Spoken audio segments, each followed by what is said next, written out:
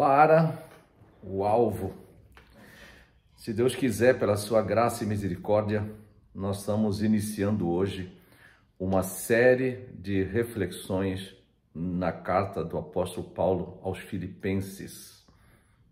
Carta aos Filipenses, Novo Testamento, Palavra de Deus. Essa série, ela fará parte também de alguns outros estudos, reflexões e materiais diversos que futuramente estaremos disponibilizando no site com o domínio Para o Alvo.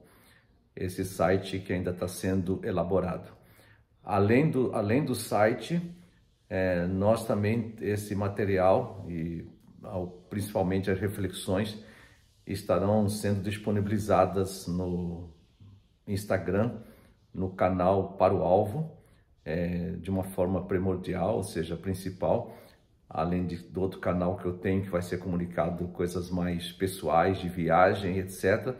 E além disso, esse material também, esses vídeos estarão disponíveis no canal, no YouTube, né? Então você pode acompanhar.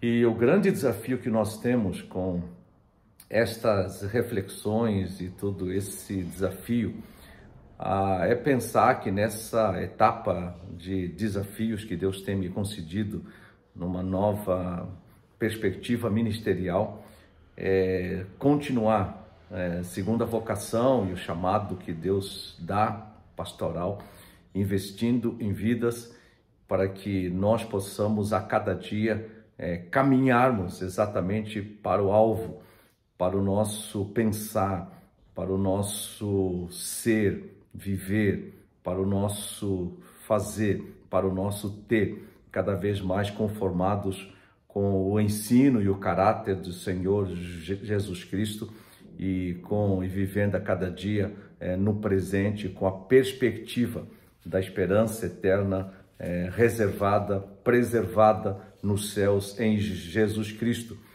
Esta série de reflexões em Filipenses, teremos cerca de 10 minutos cada reflexão, procurando com que a mesma seja semanal. E hoje então nós estamos dando introdução e vamos pensar um pouco na carta aos Filipenses de um modo em geral. Essa carta aos Filipenses é uma carta do apóstolo Paulo, também conhecida como Cartas da Prisão. Paulo estava preso em Roma e durante os tempos que Paulo esteve preso em Roma, ele escreveu as cartas aos Filipenses, a Filipos, na região da Macedônia, norte da Grécia.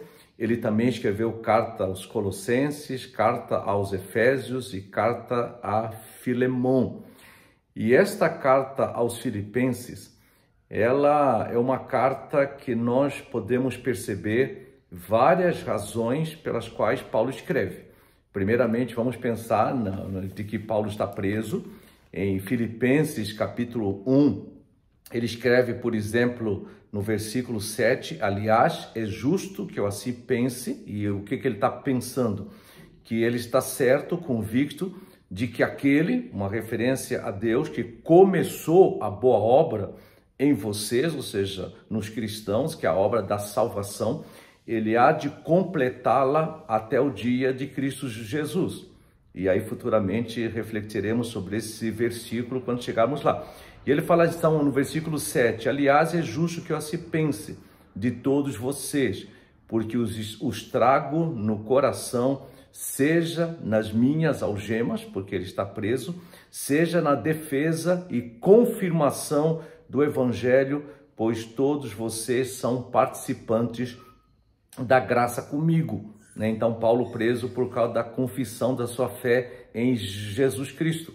E embora preso, e até injustamente, Paulo, ele tem no seu coração um coração que não é tomado por decepção contra Deus, não é tomado de sentimento de injustiça, não é tomado por um sentimento de revolta, muito pelo contrário, ele tem na percepção de que o que estava acontecendo debaixo da soberana graça de Deus estava, entre outras coisas, contribuindo para o progresso e a expansão do Evangelho.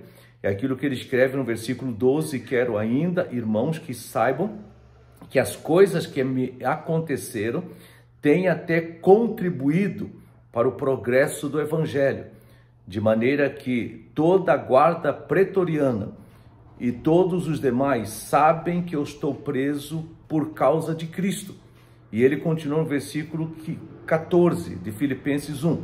E os irmãos, em sua maioria, estimulados no Senhor por minhas algemas, ousam falar a palavra com mais coragem. Então, essa compreensão de que aquilo que estava acontecendo, entre outras coisas, estava contribuindo para o avanço do Evangelho, inclusive sendo nas mãos de Deus um meio de encorajamento para que os outros cristãos também pudessem estar compartilhando, divulgando a palavra de Deus. Então, vamos ver na carta que Paulo apresenta planos futuros, inclusive planos esses de visitar, estar presente de novo no meio dos Filipos. Ele apresenta gratidão pela generosidade da igreja de Filipo, de ser participante com ele naquela situação. Inclusive, eles de várias maneiras, eles participavam com Paulo, não só nas suas orações, mas até na provisão daquilo que era necessário para as necessidades de Paulo. Na carta aos Filipenses, Paulo apresenta uma exortação à igreja por causa de problemas que estavam acontecendo, tantos problemas relacionais, de desunião, como até perigos doutrinários, quando Paulo, inclusive, chega no capítulo 3 e ele fala no versículo 2, cuidado com os cães, cuidado com os maus obreiros, cuidado com a falsa circuncisão.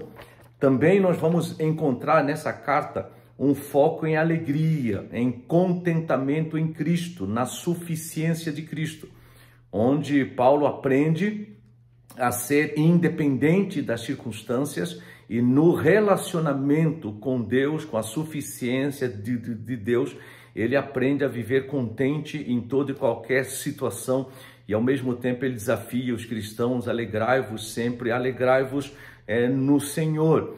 Ele também vai focar que este Deus, que Cristo Jesus, que é o Filho de Deus, que se fez homem, e ele se humilhou, assumiu a morte e morte de cruz, porque ele foi obediente até a morte e morte de cruz.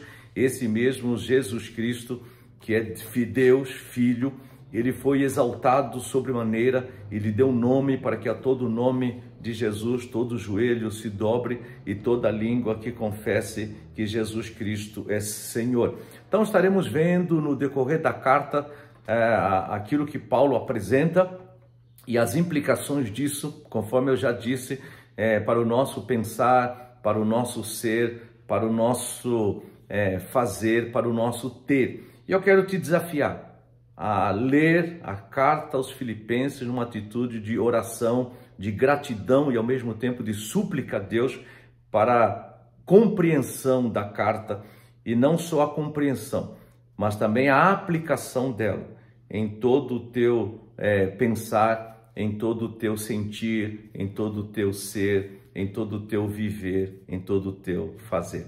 Vamos caminhar juntos pela graça de Deus e ao mesmo tempo sabendo que nós estamos para o alvo, para o prêmio da soberana vocação em Cristo Jesus. Um forte abraço e até o próximo vídeo, onde nós começaremos a olhar versículo 1, versículo 2 e progressivamente na carta aos Filipenses. Que Deus ricamente nos abençoe pela sua graça e misericórdia, acima de tudo, que sejamos mais e mais conformados à semelhança do pensar e do viver em Cristo.